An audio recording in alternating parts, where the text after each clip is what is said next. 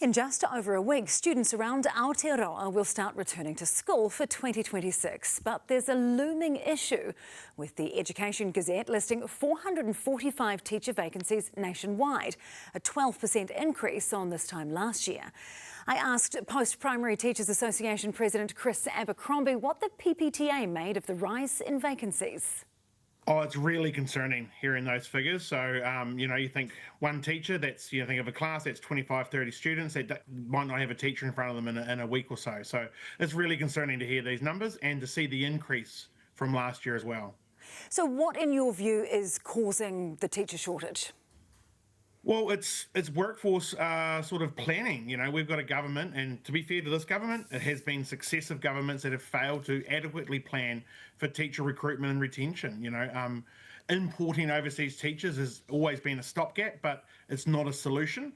We need to be growing our own, and we need to be doing it 3 years ago.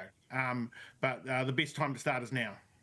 OK, Erica Stanford, the Education Minister, however, she has said that she expected the vacancy rate to actually be higher because the government's funded a huge amount of additional support teacher roles. What's your response to that?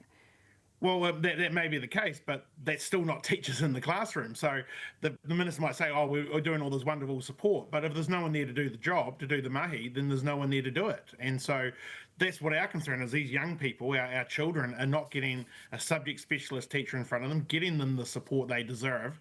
And we're just going to be, making decisions based on potentially not having the best teacher for that subject, but just having a teacher for that subject in front of those young people. Yeah, what practically could it mean for students that are, kicking off in the next week or two? I mean, will some schools be starting completely understaffed and perhaps there won't be a teacher in the classroom?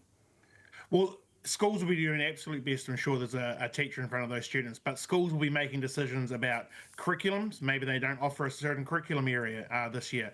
Maybe they increase class size. Maybe they'll look at enrolling students in the correspondence school. There's a lot of options available to schools to fit this, and I know principals and schools will be working incredibly hard this week to fill those gaps, to make sure that those young people have a teacher in front of them. But essentially, they shouldn't have to scramble with a week to go. Mm-hmm. Is the government doing enough to attract more people to the teaching profession? What would you like to see? Look, teaching's a fantastic career. I've been doing it 20 years. I want to do it 20 more. And so I always encourage people to do it. But it's about recruitment and retention. We've got significant changes coming in our area. We've got new curriculum, new assessment.